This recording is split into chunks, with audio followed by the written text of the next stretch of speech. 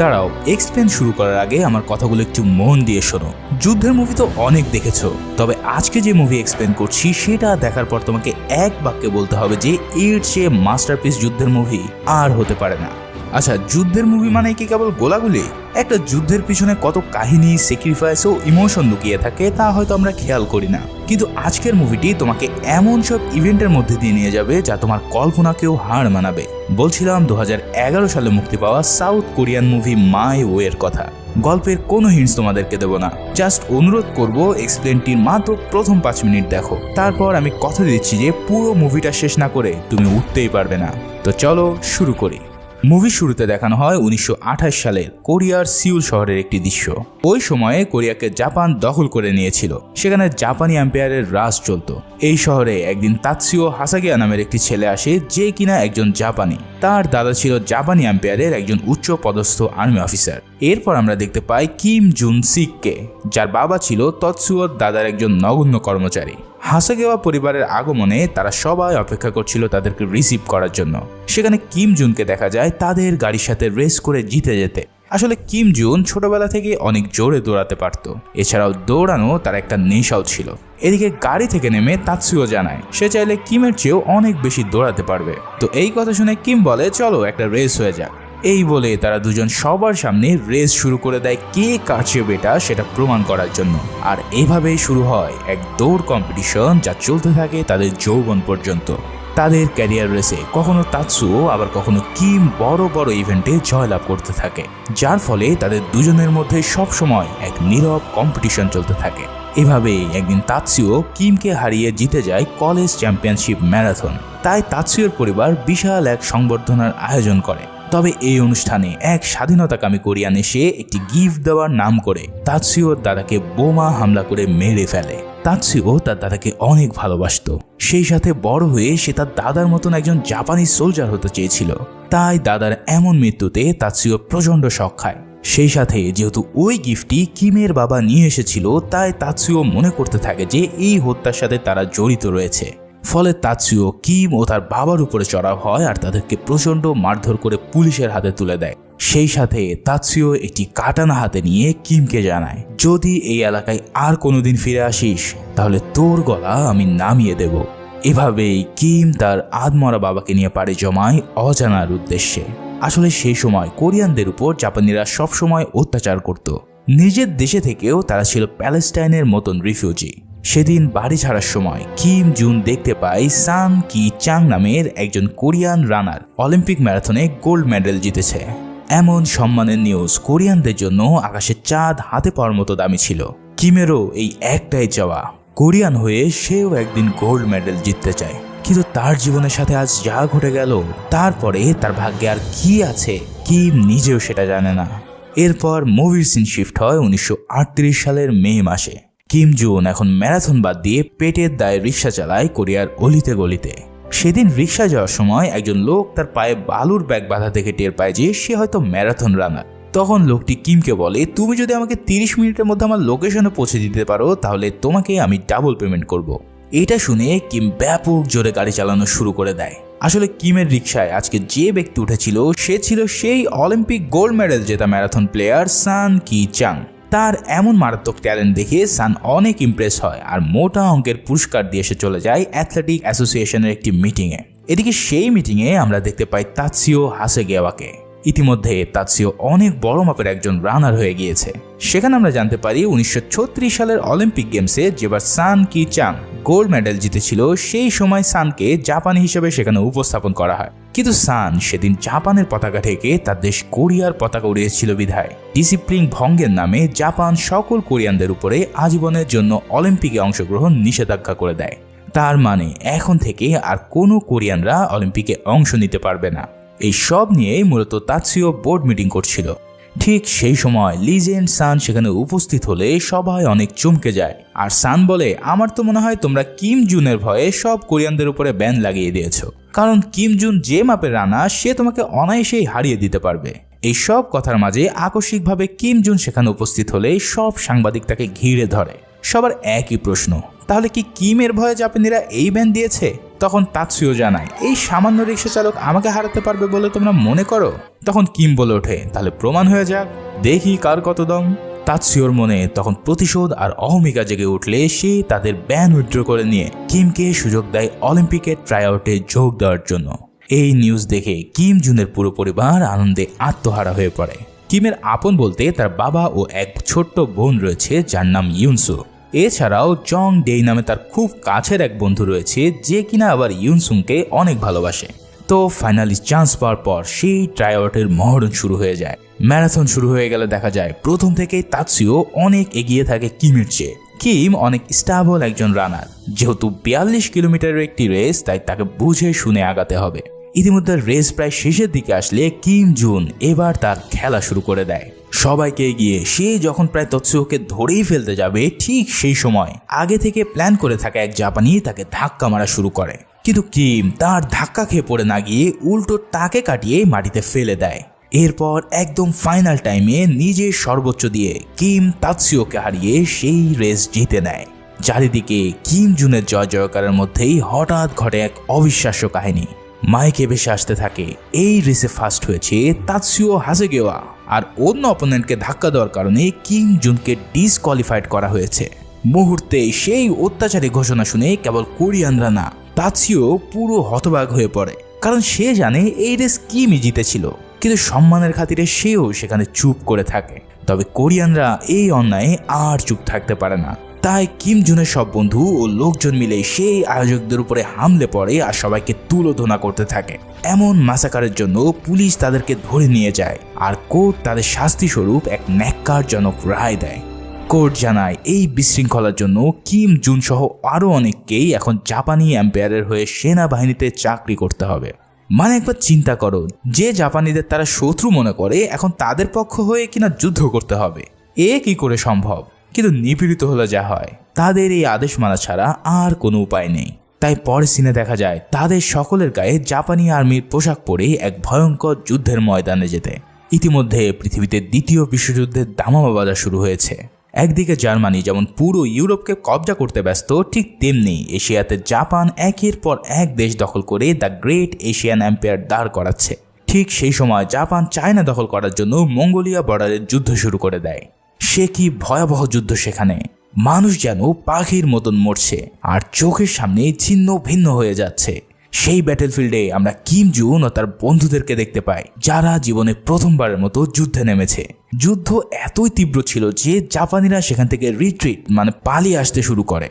অবশেষে জীবন হাতে নিয়ে পালিয়ে এসে তারা যখন কোথাও বিশ্রাম নিচ্ছিল, ঠিক সেই সময় এক চাইনিজ স্নাইপার উড়াধুরাভাবে সব জাপানিদেরকে কিল করতে থাকে। কিম জুন একটু ভালো করে লক্ষ্য করে যে পাশের ঝোপের মধ্যে রয়েছে সেই ভয়ঙ্কর স্নাইপারটি। তাই সে প্ল্যান করে তার টিমমেটদেরকে বলে, তোমরা ওদিকে ফায়ার করে আমাকে কাভার দাও, আমি গিয়ে ওকে শেষ করে আসছি।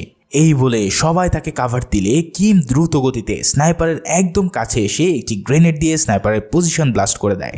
এর ফলে স্নাইপার পালিয়ে যাওয়া শুরু করলে কিম তার পিছু নিয়ে অবশেষে সে স্নাইপারকে ধরে ফেলতে সক্ষম হয়। তবে স্নাইপারের ফেস মাস্ক খুলেই তারা অবাক হয়ে দেখে যে এই স্নাইপার অতি সুন্দরী একজন চাইনিজ মেয়ে। এক মেয়ে স্নাইপার হয়ে যে এত বেস্ট শট নিতে পারে, কিমের তা কল্পনার বাইরে ছিল। এরপর টিম কমান্ডার সেই মেয়েটিকে ধরে নিয়ে এসে অনেক টর্চার শুরু করে। সেখানে তার পরিচয় জানতে চাইলে সে জানায় তার নাম সিরাই আর সে মঙ্গোলিয়ান এক গ্রামের বাসিন্দা। কিছুদিন আগে এই জাপানি সোলজাররা তার বাবার সামনে তাকে ও তার মাকে রেপ করে। এরপর থেকেই সিরাই তার জীবনের মায়া ত্যাগ করে নেমে পড়ে জাপানিদের হত্যা করতে। ওদিকে জাপানের এই ব্যাটালিয়নে কোরিয়ান শাস্তি পাওয়া সোলজাররা ছিল খুবই নিপীড়িত। তাদের চুন থেকে পান খসলেই জানোয়ারের মতো পেটানো হতো। এরপর সিরাইকে টেনে হেসড়ে নিয়ে যাওয়া হয় মাটির নিচের জেলখানায়। আর আমরা দেখতে পাই এত যুদ্ধের মধ্যেও কিম জুন তার ম্যারাথন চ্যাম্পিয়ন হওয়ার আশা শেষ করে দেয়নি। সবাই যখন ঘুমে ব্যস্ত, তখন কিম পুরো ব্যারাকের মধ্যে রানিং করে তার ম্যারাথনের স্বপ্ন ঠিকই বাঁচিয়ে রেখেছে। পরের দিন সকালে বড় একজন কমান্ডার তাদের ব্যারাকে আসবে শুনে সবাই যখন টোটস্থ হয়ে পড়ে, তখন দেখা যায় এই বড় অফিসারটি আর কেউই নয়, সে ছিল স্বয়ং ম্যারাথন চ্যাম্পিয়ন তাৎসুও হাসাগেওয়া। আসলে যুদ্ধ ঘোষণার পর তাৎসুও তার সব ছেড়ে নিজের দেশের জন্য কর্নেল হিসেবে আর্মিতে যোগ দেয়। তাকে দেখে তো কিম জুন একদমই অবাক হয়ে পড়ে। যে কিনা ছিল তার কম্পিটিটর, এখন সে হলো তার কমান্ডার। তাৎসিও কিমকে দেখে চিনে ফেলে, কিন্তু তাকে দেখে সে কোনোই পাত্তা দেয় না। তাৎসিও এখানে এসেছে এই ব্যাটালিয়ন কমান্ডারকে শাস্তি দিতে, কারণ এই কমান্ডার সেদিনের যুদ্ধে জীবনের ভয়ে পালিয়ে এসেছিল। তাই যুদ্ধক্ষেত্রে ভীরুর মতো পালিয়ে আসার কারণে তাকে হিরাকিরি মানে আত্মহত্যা করে মরতে হবে। সেই কমান্ডার পালিয়ে এসেছিল সৈনিকদের প্রাণ বাঁচানোর জন্য, কিন্তু তার দায়ে নির্দয় জাপানি কমান্ডার তাকে বাধ্য করে আত্মহত্যা করার জন্য। এমন নিষ্ঠুরতা দেখে কিম সহ সবাই একদম স্তম্ভিত হয়ে পড়ে আর বুঝতে পারে এই তাৎসিও তার উপরেও পার্সোনালি প্রতিশোধ নেবে। হয়ও ঠিক তাই, সব ব্যাটালিয়নের চেয়ে এই কোরিয়ান সোলজারদের গ্রুপকে সবসময় কঠিন কাজ দেওয়া হয়, সেই সাথে প্রতিক্ষণে তাদেরকে অকথ্য ভাষায় গালাগালি ও শাস্তি দিতে থাকে জাপানি কমান্ডাররা। কর্নেল তাৎসুও জানায় ইতিমধ্যে সোভিয়েত ইউনিয়ন চাইনিজদের সাথে এক হয়ে জাপানের বিরুদ্ধে যুদ্ধ ঘোষণা করেছে। তারা যে কোনো সময় আমাদের উপরে অ্যাটাক করতে পারে, তাই তাদের অ্যাটাকের আগেই আমরা বর্ডার ক্রস করে তাদের উপরে হামলে পড়ব। তার জন্য আমার ব্যাটালিয়নে 50 জনের একটি সুইসাইড স্কোয়াড লাগবে, যারা বোম ক্যারি করে সরাসরি সোভিয়েত ট্যাঙ্কের নিচে গিয়ে নিজেদের জীবন বিলিয়ে দিয়ে তা ধ্বংস করে দেবে। আর এই কাজের জন্য তার প্রথম পছন্দ হচ্ছে সেই কোরিয়ান কয়াদিরা। এছাড়াও একটি নদীর উপর তাদের ব্রিজ তৈরি করতে হবে, যাতে পুরো আর্টিলারি নিয়ে তারা বর্ডার ক্রস করতে পারে। এভাবেই সে এক নির্মম প্ল্যান করে ফেলে জীবন দিয়ে যুদ্ধের জয়লাভ করার জন্য। এখানে যে তাৎসিওকে আমরা দেখতে পাই সে একদম একরোখা আর নির্ভীক। এক রাতে তাৎসিও দেখতে পায় কিম জুন প্রতি রাতে তার প্র্যাকটিস চালিয়ে যাচ্ছে। এই কাণ্ড দেখে তার মেজাজ গরম হয়ে যায় আর সে সব কোরিয়ানদের রুম সার্চ করে তাদের সকল পার্সোনাল জিনিসপত্র পুড়িয়ে দেয়। সে সব জিনিসপত্রের মধ্যে কিম জুনের শেষ সম্বল তার জুতোটিও ছিল। সেটা হারিয়ে কিম জুন অনেক কান্নায় ভেঙে পড়ে। মানুষ কত নিষ্ঠুর হলেই এমন কাজ করতে পারে তা কিম আগে বুঝতে পারেনি। এরপর যুদ্ধের আগে ফাইনাল ব্রিফিংয়ে তাৎসিও যখন ঘোষণা দেয় যে কোরিয়ানরাই হবে এই সুইসাইড স্কোয়াডের সদস্য, তখন কিম জুন তা এক বাক্যে না করে দেয়, কারণ তারা যুদ্ধে ভলেন্টিয়ারি করতে আসেনি, তাদেরকে জোর করে পাঠানো হয়েছে। তাই তাদের এই মিশনে পাঠানোর কোনো অধিকার নেই তাৎসিওর হাতে। এই সব শুনে তাৎসিও তাদের উপর ব্যাপক ক্ষেপে যায় আর একজন কমান্ডারের আদেশ অমান্য করায় সে কিম জুনকে মৃত্যুদণ্ডে দণ্ডিত করে। মানে চিন্তা করা যায় কি হচ্ছে এখানে। মুভিটা এতটাই টানটান উত্তেজনা যে প্রতি মুহূর্তে তোমাকে একদম আটকে রাখবে সিনের সাথে। যাই হোক, কিমকে বন্দি করে রাখা হয় সেই চাইনিজ স্নাইপার সিরাইয়ের সাথে। সিরাইকে প্রথম দেখাতেই কিমের অনেক মায়া হয়েছিল, কারণ তারও নিজের একটা ছোট বোন রয়েছে।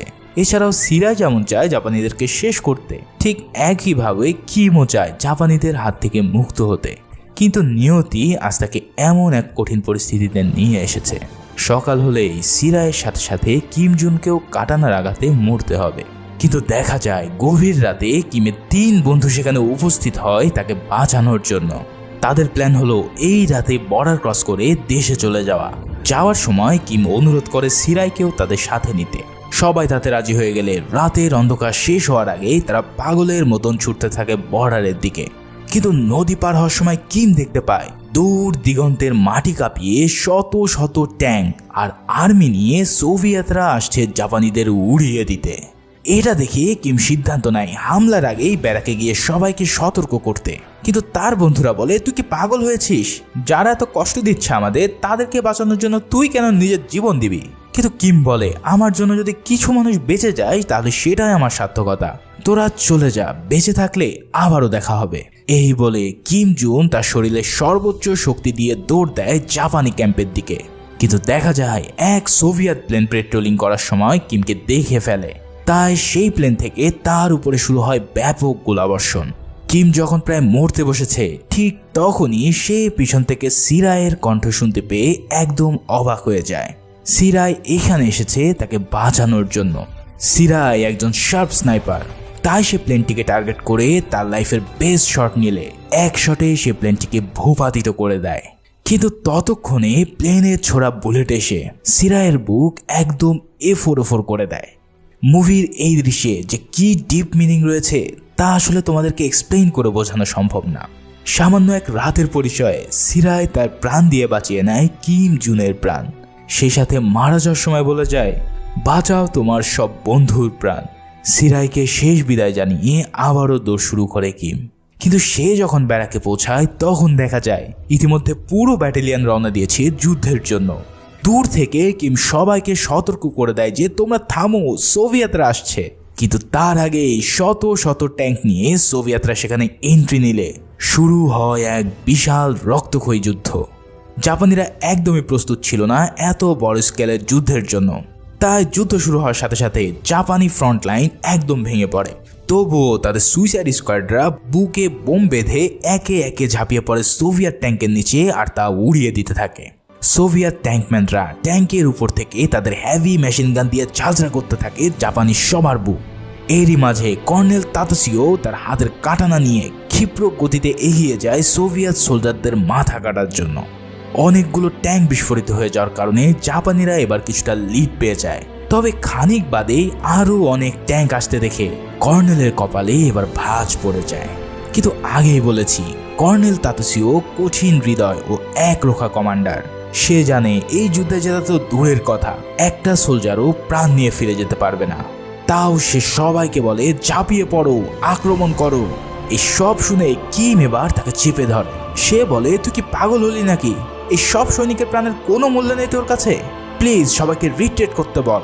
কিন্তু কে শোনে কার কথা? উল্টো যারা প্রাণের ভয়ে যুদ্ধ ছেড়ে পালিয়ে যাচ্ছিল তাদের সবাইকে তাতসিও গুলি করে মারতে শুরু করে। তার কথা হচ্ছে যুদ্ধক্ষেত্রে ভীতুর কোনো স্থান নেই। যে দেশের জন্য লড়তে পারে না তার বেঁচে থাকারও কোনো অধিকার নেই। এই বলে সে নির্বিচারে সবাইকে গুলি করে মারতে থাকে। এমন নিষ্ঠুরতা দেখে আর সহ্য করতে না পেরে কিম হামলা করে তাতসিওর উপর। ঠিক তখনই এক ট্যাঙ্কের গোলা এসে তাদের উপর পড়ে আর দুজনেই একদম উড়ে যায়। এখন এই হামলার পর তারা আদৌ বেঁচে আছে কিনা চলো সেটা জেনে নেই। এরপরে সিন আমরা দেখতে পাই ওই যুদ্ধে যে সব জাপানি সোলজাররা বেঁচে ছিল তাদের সবাইকে সোভিয়েতরা বন্দি করে নিয়ে যাচ্ছে মস্কোর দিকে। তীব্র শীতের মধ্যে তাদের সবাইকে ট্রেনে চাপিয়ে নিয়ে যাওয়া হচ্ছে প্রিজনার অফ ওয়ার হিসেবে। সেখানে আমরা আবারও কিম ও তাতসিওকে দেখে বুঝতে পারি তারাও বেঁচে ফিরেছে। তাদের নিয়ে আসা হয় এক অজ্ঞাত স্থানে যেখানে সব যুদ্ধবন্দীদের রাশিয়ানরা আটকে রেখেছিল। প্রচণ্ড তুষারঝড়ের মধ্যে তাদের এক লাইনে দাঁড় করিয়ে রাশিয়ানরা শপথ বাক্য পাঠ করায়। সেই সাথে তাদের লিডার তাতসিওকে অর্ডার দেওয়া হয় জাপানের পতাকা মারিয়ে রাশিয়ার বশ্যতা স্বীকার করে নেওয়ার জন্য। কিন্তু তাতসিও তো একজন খাঁটি দেশপ্রেমী, জীবন চলে গেলেও সে দেশের অসম্মান করতে পারবে না। তাই সে সাফ জানিয়ে দেয় মারতে চাইলে মার, তবুও আমি আমার দেশকে মারাতে পারবো না। এই কথা শুনে রাশিয়ান কমান্ডার কি করবে তা তো তোমরা বুঝতেই পারছো। শাস্তিস্বরূপ তাতসিওকে বরফ জমা ঠান্ডার মধ্যে আধ মরা করে ঝুলিয়ে রাখা হয় আর পুরো ব্যাটালিয়নকে মারতে মারতে ব্যারাকের মধ্যে নিয়ে যাওয়া হয়। এরপর তাদের নিয়ে যাওয়া হয় কর্মক্ষেত্রে। সেখানে গিয়ে হঠাৎ কিম দেখতে পায় তার সেই বন্ধুদের যাদেরকে সে নৌকায় তুলে দিয়েছিল তারা এখনো বেঁচে আছে। তাদের দেখে কিমের এত কষ্টের মধ্যেও মনে খুশির জোয়ার বয়ে যায়। তখন কিম প্রশ্ন করে, আরে আমাদের জং ডে কোথায়? তখন তারা বলে আমাদের জং ডে এই জেলখানার একজন বড় কমান্ডার হয়ে গেছে, যাকে এখন সবাই অ্যান্থনি বলে চেনে। মানে 2 মাস আগে তারা এখানে আসার পর জং ডে সাহসিকতা ও রাশিয়ানদের প্রতি মারাত্মক অনুগত্যের জন্য রাশিয়ানরা তাকে এই জেলের কমান্ডার বানিয়ে দিয়েছে। ঠিক সেই সময় জং ডে সবার সামনে উপস্থিত হয়ে ভাষণ দেওয়া শুরু করে আর বলে এখানে বেঁচে থাকতে হলে কাজ করে খেতে হবে আর রাশিয়ানদের অনুগত থাকতে হবে, না হলে পিটিয়ে সবগুলোর পাছার ছাল তুলে নেব। কিম মনে মনে ভাবে, আরে আমার এমন ভোলা ভালা বন্ধু, এ কি পরিবর্তন। জং ডে কিমকে দেখার সাথে সাথে পাগলের মতো করতে থাকে। প্রিয় বন্ধু এখনো বেঁচে আছে এটা তার বিশ্বাসই হচ্ছে না। জং ডে তখন জানায়, বন্ধু তোর ভাই এখানকার সেকেন্ড বস, এমন কোনো বাপের বেটা নাই যে তোর গায়ে একটা আঁচড় দিতে পারে। এই সব দেখে কিমের বেশ ভালোই লাগে। তবে জং ডে যখনই সেই জাপানিদেরকে দেখতে পায় তখন তার মাথার রক্ত একদম গরম হয়ে যায়, কারণ এই জাপানিরা কিমের সাথে কত অন্যায় অবিচার করেছিল। তাই রেগে গিয়ে জং ডে তাদের উদাম কেলানো দেয় আর নিজের কিছুটা ঝাল মিটিয়ে নেয়। ওই যে কথাই বলে না, দিন সবসময় এক যায় না, আজকের ফকিরও একদিনের বাদশাহ হতে পারে। যাই হোক, পরের সিনে দেখা যায় শাস্তি শেষ করে তাতসিওকে তার ব্যাটালিয়নের ছেলেরা রুমের মধ্যে নিয়ে এসেছে, কিন্তু তার অবস্থা খুব খারাপ। ঠান্ডায় জমে সে একদম মরতে বসেছে। তখন সবাই তাকে ধরাধরি করে আগুনের কাছে নিয়ে আসতে চাইলে সেখানে অ্যান্থনি তাদের কোনো হেল্প করতে চায় না। কিন্তু ব্যাটালিয়নের সোলজাররা নিজেদের কর্নেলের প্রাণ বাঁচানোর জন্য অ্যান্থনির পায়ে পড়ে। অ্যান্থনিও কিছুটা নরম হলে তারা সে যাত্রায় তাতসিওর প্রাণ বাঁচাতে সক্ষম হয়। এরপর তাতসিও একটু সুস্থ হলেই আবারও তার ব্যাটালিয়নে গিয়ে কমান্ড দেওয়ার চেষ্টা করে। সে কিমকে অর্ডার দেয় তার কমান্ড ফলো করার জন্য, কিন্তু কিম সাফ জানিয়ে দেয় তুমি এখন আমার কমান্ডার না, আমি তোমার কমান্ড মানতে পারবো না। এটা শুনে তাৎসিও প্রচণ্ড রেগে গিয়ে দুজনে মারামারি শুরু করে দেয়। তাদের এই মারামারির কথা রাশিয়ান কমান্ডার জানতে পেরে তাদেরকে ধরে নিয়ে আসে। সে বলে, তোদের তো মরার খুব শখ তাই না, এই নে ছুরি, দেখি কে কাকে মারতে পারে। কিম জুন কিন্তু এমন ফাইট করতে চাচ্ছিল না, তবে তাৎসিও এক কথায় রাজি হয়ে গিয়ে তার উপরে হামলে পড়ে। অগত্যা কিমও তার ডিফেন্স করতে থাকে, কিন্তু এক পর্যায়ে তাৎসিও যখন প্রায় কিমকে খতম করে দিতে চাইছিল তখন কিম ফাইট ব্যাক করে আর তাৎসিওকে ধরাশায়ী করে ফেলে। এখন কিম চাইলেই তাকে মেরে ফেলে তার সব প্রতিশোধ নিতে পারে, কিন্তু কিম অত পাষাণ না। সে তাৎসিওকে সুযোগ পেয়েও হত্যা না করে ছেড়ে দেয়। এই কাণ্ডে তাৎসিও বেশ অবাক হয়ে পড়ে, কারণ তার ধারণাই ছিল না যে কিম তার উপরে এভাবে দয়া করবে। কেউ কাউকে মারেনি দেখে দুজনকেই সারা রাত বরফের মধ্যে ঝুলিয়ে রেখে শাস্তি প্রদান করে রাশিয়ানরা। এভাবেই দিনের পর দিন পার হতে থাকে তাদের রাশিয়ার গহীন এক কারাগারে। এই কারাগারের একটা নিয়ম ছিল, যদি কারো ফ্রস্টবাইট মানে ঠান্ডার কারণে অঙ্গহানি হতো তাহলে তাকে পুড়িয়ে মেরে ফেলা হতো। ঠিক সেভাবেই নিজের টিমের এক একজন লোক ফ্রস্ট বাইটে আক্রান্ত হয়ে মারা পড়তে থাকে সোভিয়েতদের হাতে। ওদিকে দেখা যায় কিমের এক বন্ধু খাবার খাওয়ার জন্য চুরি করতে যায় একটি গোডাউনে। অ্যান্থনি সেখানে পৌঁছে তাকে ধরে ফেলে আর বলে, তুই কি মরতে চাস নাকি? রাশিয়ানরা আসার আগেই তুই এখান থেকে পালিয়ে যা। কিন্তু ততক্ষণে রাশিয়ানরা সেখানে এসে পড়লে অ্যান্থনি পড়ে যায় এক মহা সমীকরণে। এখন সে কি করবে? তার বন্ধুকে বাঁচাবে নাকি নিজেকে রক্ষা করবে?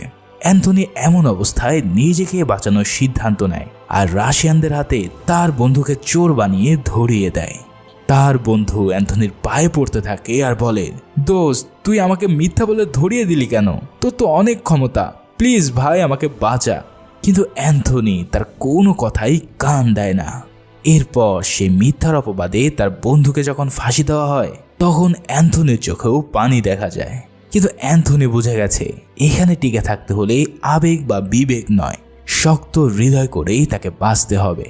তবে এমন নিষ্ঠুরতা কিম জুন কোনোভাবেই মেনে নিতে পারে না। তাই সে অ্যান্থনিকে মারতে মারতে বলে, তুই নিজের সাথে আপন বন্ধুকেও ছাড়লি না, তুই মানুষ থেকে অমানুষ হয়ে গেছিস। এই সব শুনে অ্যান্থনি বলে, হ্যাঁ আমি অমানুষ হয়ে গেছি, কারণ এখানে অমানুষ না হলে তুইও আমার হাত থেকে বাঁচতে পারবি না। এমন এক পরিস্থিতিতে আসলে কারই বা কি করার আছে? এক রাতে তাৎসিও দেখতে পায় এত কিছুর মধ্যেও কিম তার ট্রেনিং ঠিকই চালু রেখেছে। তাৎসিও বুঝতে পারে এই চ্যাম্পিয়ন হওয়ার নেশা কিমের রক্তে বইছে, ঠিক যেমন তার রক্তে বইছে জাপানি এম্পায়ারের প্রতি অগাধ ভালোবাসার। এভাবেই দিন পার হতে থাকে আর একদিন অ্যান্থনি একজন জাপানি সৈনিককে মারতে গিয়ে তাকে প্রাণেই মেরে ফেলে। তাৎসিওর ব্যাটালিয়নের একজন লেফটেন্যান্টকে মেরে ফেলার জন্য এবার সব কমান্ড ভেঙে তাৎসিও অ্যান্থনির উপরে চড়াও হয়। সেই সাথে কিম সেখানে এসে তাদেরকে আটকানোর চেষ্টা করে, কিন্তু অ্যান্থনি তাকেও মারধর শুরু করে দেয়। ফলে সেদিন এই কারাগারে এক বিশাল ক্যাচার লেগে যায়। এর ফলাফল স্বরূপ যারা যারা অ্যান্থনিকে মেরেছে ও গ্যাঞ্জাম বাঁধিয়েছে তাদের সবাইকে মৃত্যুদণ্ড নির্ধারণ করা হয়। ফায়ারিং স্কোয়াডে নিয়ে গিয়ে প্রথমে এক গ্রুপকে মেরে ফেলা হয়।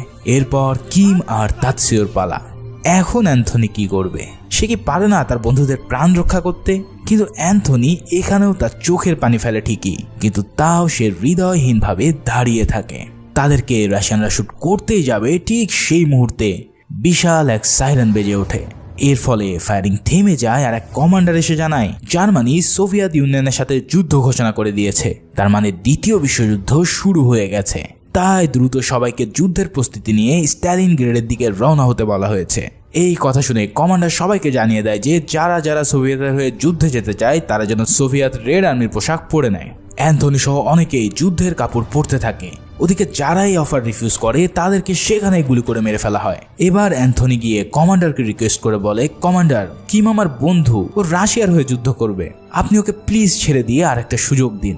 কমান্ডার তার কথায় রাজি হয় আর তাৎসিওকেও অফার দিয়ে বলে, তুমি কি রাশিয়ার হয়ে যাবে নাকি এখানেই মরবে? কিন্তু তাৎসিও প্রথমে রাজি না হলেও তার হাতে আর কোনো অপশন না থাকার কারণে অবশেষে ইউনিফর্ম পরে নেয়। একজন খাঁটি দেশপ্রেমিক হিসাবে এটা যে কি পরিমাণ কষ্টের বিষয় তা বলে বোঝানো যাবে না। এরপর শুরু হয় আবারও এক যুদ্ধের মধ্যে অন্য যুদ্ধ। এক্সপেনটি এখনো দেখছো মানে নিশ্চয়ই মুভিটা তোমাদের ভালো লাগছে। যদি ভালো লেগেই থাকে তাহলে প্লিজ একটা লাইক আর সাবস্ক্রাইব না করে থাকলে সাবস্ক্রাইবটা করে দিও। এরপর 1941 সালের ডিসেম্বর মাস তাদের সবাইকে নিয়ে যাওয়া হয় মস্কোর একটি শহরে জার্মানিদের সাথে যুদ্ধ করতে। কিন্তু সেই যুদ্ধে তাদেরকে কেবলই আনা হয়েছিল ফ্রন্ট লাইনার হিসেবে, মানে তাদের কাজ থাকবে জীবন বিলিয়ে দিয়ে কেবল সামনের দিকে এগিয়ে যাওয়া। এই ধরনের ব্যাটেলে বেঁচে থাকার আসলে কোনোই চান্স নেই। সবাইকে গাড়ি থেকে টেনে হেঁচড়ে নামিয়ে পাঠানো হয় সুসজ্জিত জার্মানি নাৎসি বাহিনীর সামনে। মুহূর্তের মধ্যেই হাজার হাজার জার্মানি সৈনিকের বুলেটের আঘাতে কুকুরের মতন সোভিয়েত ইউনিয়নের সৈন্যরা প্রাণ দিতে থাকে। বিশেষ করে তাদের মেশিন গানের আঘাতে এত এত সোলজার মারা যায় যে যা কল্পনার বাইরে। কিম জুন ও তাৎসিও সেই যুদ্ধে অ্যাম্বুশ করা শুরু করে। তাদের সাথে সব সোলজাররা ধীরে ধীরে মরতে থাকে। তাৎসিওর আশেপাশে ট্যাঙ্ক দিয়ে এমন এক হামলা হয় যে সেই আঘাতে ও যুদ্ধের ভয়াবহতায় সে একদম মরতে বসে। এটা দেখতে পেয়ে কিম জুন তাকে দৈবিক কায়দায় সেভ করে নেয়। এদিকে অ্যান্থনি সবাইকে চার্জ করার জন্য চিল্লাতে থাকে। তাকে দেখে মনেই হয় না যে সে একজন কোরিয়ান নাগরিক। আসলে তার প্রাণ ভিক্ষা দেওয়ার পর সে সোভিয়েতদের প্রতি এতটাই অনুগত হয়েছিল যে সে তার নিজের প্রাণ রাশিয়ার জন্য বিলিয়ে দিতে মোটেও পিছু পা হয় না। এভাবেই একতরফা যুদ্ধের মধ্যে রাশিয়ানরা যখন পালিয়ে যাচ্ছিল তখন রাশিয়ান কমান্ডার তাদের নিজেদের সৈনিকের উপরেই গুলি করতে থাকে।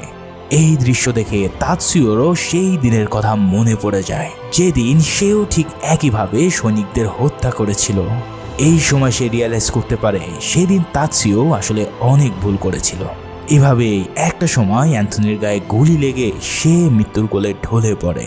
অ্যান্থনি মানে জং ডেই যখন মারা যাচ্ছিল তখন কিম জুনকে সে বলে, বন্ধু আমাকে বাঁচা, আমি বাঁচতে চাই। কিম তাকে বাঁচানোর অনেক চেষ্টা করে, কিন্তু জং ডে বলে, তুই উঠিস না, তুই আমাকে জড়িয়ে ধরে এখানে শুয়ে থাক, না হলে এখান থেকে তুই বেঁচে ফিরতে পারবি না। এমন এক করুণ ও নির্মম অবস্থায় অঝরে কান্না করতে করতে প্রিয় বন্ধুর মৃতদেহের সাথে কিম সেখানে লুকিয়ে থাকে। এ কি যে এক কঠিন দৃশ্য, তার আসলে কোনো বর্ণনা নেই। এরপর যুদ্ধ থেমে গেলে কিম জুন উঠে পড়ে এখান থেকে পালিয়ে যাওয়ার জন্য। তখন সে দেখতে পায় তার মতোই তাৎসিও সে যুদ্ধে সারভাইভ করে গেছে, কিন্তু তার অবস্থা খুব একটা ভালো না। তাকে দেখে কিমের রাগ হয়, কিন্তু হাজার হলেও কিম একজন ভালো মনের অধিকারী। তাই সে একটি জার্মান সোলজারের পোশাক খুলে তাকে দেয় পরার জন্য আর বলে, আমাদের জার্মান সৈনিক সেজে এখান থেকে বের হতে হবে। এরপর আমরা একটি পাহাড় পাড়ি দিয়ে লোকালয়ে চলে যাব। তাৎসিও এই প্ল্যানের জন্য মোটেই প্রস্তুত ছিল না, কিন্তু এখন তাকে বাঁচতে হলে কিমের পথে অনুসরণ করতে হবে।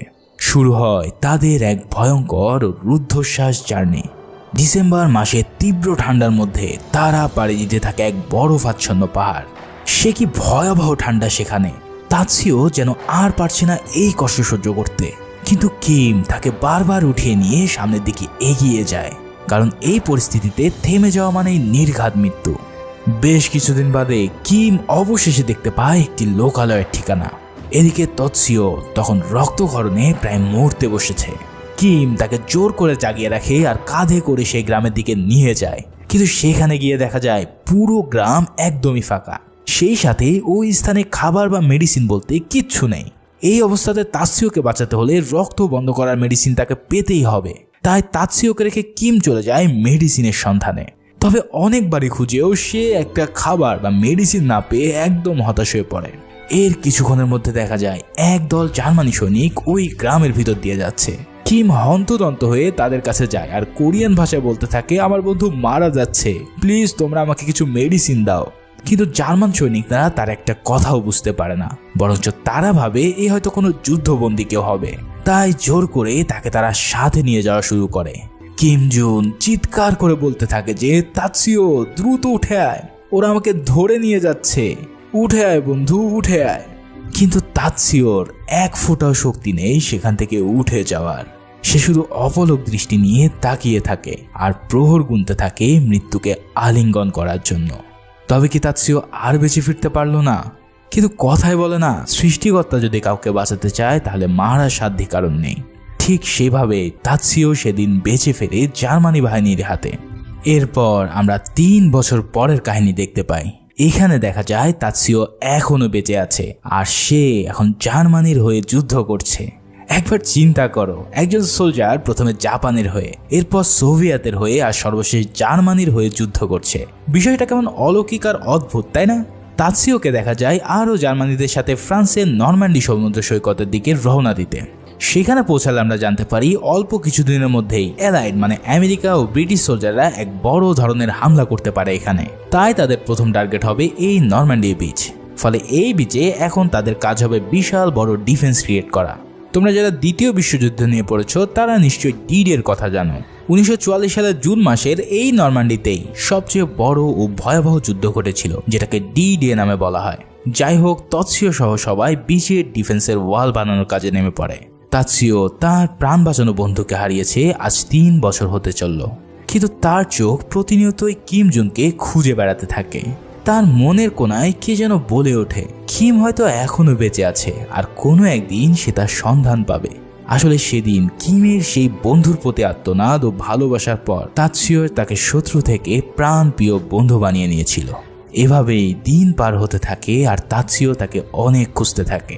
একদিন হঠাৎ তাৎসিও দেখতে পায় দূরে একটা ছেলে কাজকর্ম শেষ করে বিচে দৌড়ের প্র্যাকটিস করছে। এটা দেখে তাৎসিওর বুকের ভিতরটা একদম মোচড় দিয়ে ওঠে। দ্রুত তার কাছে গেলেই তাৎসিও দেখতে পায় সে আর কেউই নয়, সে হলো তারই শত্রু থেকে বন্ধু হওয়া কিম জুন সিক। তাদের দুজনের মুখে যে এক হাসির ঝলক দেখা যায় তা দেখে যে কারোর মনেই আনন্দে একদম কেঁদে উঠবে। আমার দেখা এটা ছিল মুভির সবচেয়ে খুশির মুহূর্ত। এরপর থেকে তাদের বন্ধুত্ব আর সময়গুলো অনেক রঙিনভাবে কাটতে থাকে। সেই সাথে তারা স্বপ্ন বুনতে থাকে যে একসাথে দেশে ফিরে যাওয়ার, কিন্তু ভাগ্য যেন তাদের সহায়ই হচ্ছিল না। কারণ ইতিমধ্যে খবর আসে যে ব্রিটিশরা হামলা করে দিয়েছে নর্থ পাস দে কালাইসে। তাই পুরো ব্যাটালিয়নকে আগামীকাল রওনা দিতে হবে সেখানে জীবন বিলিয়ে দিতে। এই কথা শোনার সাথে সাথে তাৎসিও এক প্ল্যান করে বসে। তার প্ল্যান হলো আজ রাতে দুজন পালিয়ে চলে যাবে চার্লসবার্গের পোর্টে। কারণ তাৎসিও জানতে পেরেছে যে আজ রাতে একটি জাহাজ জাপানের উদ্দেশ্যে রওনা দেবে। তাই এই প্ল্যান আস্তে করে গিয়ে কিমকে জানিয়ে দিলে রাতের অন্ধকারে তারা ড্রেস পরে বের হওয়া শুরু করে। কিন্তু কি যে এক ভয়াবহ সকাল তাদের জন্য অপেক্ষা করছিল তা তারা ঘুণাক্ষরেও টের পায়নি। সকালের আলো ফোটার আগেই ব্রিটিশ এয়ারফোর্সে শত শত বোম্বার প্লেন এসে বৃষ্টির মতন বোম ফেলতে থাকে নরমান্ডিতে। দিনটা 6 জুন 1944, যেটাকে ডি-ডে বলা হয়। এই দিনে অ্যালাইড ফোর্সরা দ্বিতীয় বিশ্বযুদ্ধে সবচেয়ে বড় আক্রমণ চালায় জার্মানিদের বিরুদ্ধে। বলা হয়ে থাকে এর চেয়ে ভয়াবহ যুদ্ধ ইতিহাসে আর দ্বিতীয়টি নেই। এই ডি-ডে নিয়েই তৈরি হয়েছিল সেভিং প্রাইভেট রায়ান মুভিটি। সেখানে আমরা আমেরিকানদের প্রসপেক্টিভে দেখেছিলাম যুদ্ধটি, আর আমাদের আজকের এই মুভিটি ঠিকই তারই অপরপিট। যারা এই যুদ্ধটাকে আরও জানতে চাও তারা আমার এক্সপ্লেন করা সেভিং প্রাইভেট রায়ান মুভিটাও দেখে নিতে পারো। উপরের আই বাটন ও ডিসক্রিপশনের লিঙ্ক পেয়ে যাবে। ফিরে আসি যুদ্ধতে। ভয়াবহ বোম্বিং এর তাণ্ডবে মাঝপথে কিম জুন আর তাৎসিও একদম বিচ্ছিন্ন হয়ে পড়ে। তাৎসিও আবারও বেরাকে ফিরে গিয়ে কিমকে খুঁজতে শুরু করে, কিন্তু ততক্ষণে ব্রিটিশ ডিস্ট্রয়ার জাহাজ থেকে কামানের গোলা এসে পুরো বেস একদম লন্ডভন্ড করে দিয়ে যায়। এরপর শুরু হয় ল্যান্ড অ্যাটাক। শত শত বোটে করে আমেরিকান, ব্রিটিশ ও ফ্রেঞ্চ সোলজাররা নরম্যান্ডির বিচে চলে আসে স্থল অভিযান করার জন্য, কিন্তু উপর থেকে জার্মানি বাহিনী তাদের মারাত্মক প্রতিরোধ করতে থাকে। মুহূর্তেই পুরো সমুদ্র বিচের পানি রক্তে লাল হয়ে ওঠে। কিন্তু আচমকা হামলা আর সৈন্য সংখ্যা অনেক বেশি হওয়ার কারণে অ্যালাইড ফোর্স তাদের উপরের দিকে উঠতে শুরু করে। এদিকে এক পর্যায়ে কিম ও তাৎসিও আবারও দেখা হয়ে যায়, কিন্তু তারা পালানোর আগেই এক জার্মান কমান্ডার জোর করে তাদের হাতে মেশিন গান তুলে দেয় ফাইট নেওয়ার জন্য, যার ফলে তারা পড়ে এক মহা বিপদে। ফায়ারিং করতে করতে এক পর্যায়ে তাদের বন্দুকের ম্যাগাজিনও শেষ হয়ে আসে, আর অন্যদিকে আমেরিকানরাও একদম ব্যারাকের কাছাকাছি পৌঁছে যায়। তাৎসিও দরজা ভাঙার অনেক চেষ্টা করতে থাকে, কিন্তু একদম শেষ মুহূর্তে আমেরিকানরা এসে তাদের বাংকারে গ্রেনেড নিক্ষেপ করলে 1 সেকেন্ড আগেই তারা বাইরে বের হতে সক্ষম হয়। এরপর উদ্ভ্রান্তের মতন সেখান থেকে তাৎসিও ও কিম জুন দৌড় দিতে থাকে বাইরে বের হয়ে যাওয়ার জন্য। কিন্তু সেই স্থানটি ইতিমধ্যে এমন এক নরকে পরিণত হয়েছে যেখানে প্রতি ইঞ্চিতে বুলেট এসে সবাইকে শেষ করে দিচ্ছে। তার মধ্যেও তারা দুজনে সেই ম্যারাথন দৌড়ের স্কিল কাজে লাগিয়ে বের হওয়া শুরু করে। এই তো আর একটু হলেই তারা হয়তো এই অভিশাপ থেকে মুক্তি পেতে যাচ্ছে। একদিকে যুদ্ধ, অন্যদিকে দুজনের দেশে ফেরা যুদ্ধ। কি যে এক ভয়ঙ্কর সুন্দর দৃশ্য যা ভাষায় প্রকাশ করা যায় না। এরই মধ্যে বোমের আঘাতে কিমের পা জখম হলেও সে মনের জোরে আবারও উঠে গিয়ে দৌড়ানো শুরু করে। তাদের দুজনের চোখে সুন্দর এক বিজয়ের হাসি খেলে যাচ্ছে, কিন্তু সব স্বপ্ন নিমিষে শেষ হয়ে যায় যখন একটি বোম এসে ঠিক কিমের সামনে বিস্ফোরিত হয়। মুহূর্তেই পুরো পৃথিবীটা যেন তার অন্ধকার হয়ে আসে। তাৎসিও দেখতে পায় বোমের স্প্লিন্টারের আঘাতে কিম জুনের হৃদয় ছিন্ন হয়ে তা থেকে ফিকনি দিয়ে রক্ত পড়ছে। কিম জুন যেন হার মেনে গেল এই যুদ্ধে। তাৎসুয়ো চিৎকার করতে করতে বলে, তুই আমাকে এভাবে একা রেখে মরতে পারিস না, তোকে আমার সাথে বাড়ি ফিরতেই হবে। কিন্তু নিয়তি যেন বলছে অন্য কথা। কিম জুন তার যুদ্ধের ট্যাগটি তাৎসুয়োর সাথে এক্সচেঞ্জ করে নেয়। কিম বলে, তুই আজকে থেকে কিম জুন সিক। যদি আমেরিকানরা জানে তুই জাপানি তাহলে তোকে হয়তো মেরে ফেলতে পারে, তাই তুই বলবি আমি কোরিয়ান আর আমাকে জোর করে এখানে নিয়ে এসেছিল জার্মানিরা। সেই সাথে তুই আমাকে কথা দে, আমার চ্যাম্পিয়ন হওয়ার স্বপ্নটা তুই বাঁচিয়ে রাখবি। আমি তোর পায়ে ভর দিয়ে আমার অধরা স্বপ্নটা সত্যি করতে চাই। তাৎসুয়ো বলে, না তোর কিছুই হবে না, আমি আছি তোর সাথে। কিন্তু তার আগেই কিম জুন পৃথিবীর মায়া ত্যাগ করে পাড়ি জমায় বড় পারে। বন্ধুর এমন বিয়োগে তাৎসুয়ো একদম পাগল হয়ে যায়। চারিদিকে তখন আমেরিকানরা তাকে ঘিরে ধরেছে, কিন্তু তাৎসুয়োর কষ্টের বাঁধ যেন ভেঙে পড়েছে সুনামির মতো। প্রিয় মানুষকে এত কাছে পেয়েও শেষ পর্যন্ত হারানোর যে কি কষ্ট, তা যে হারায় সে ছাড়া আর কেউই জানে না। এরপর সিন শিফট হয় 4 বছর পর লন্ডনের অলিম্পিকে। আমরা আবারও সেই প্রথম দৃশ্য দেখতে পাই যেখানে কিম জুন সিকের পরিচয় নিয়ে সেদিন মাঠে নামে তার বন্ধু তাৎসুয়ো হাসেগেওয়া।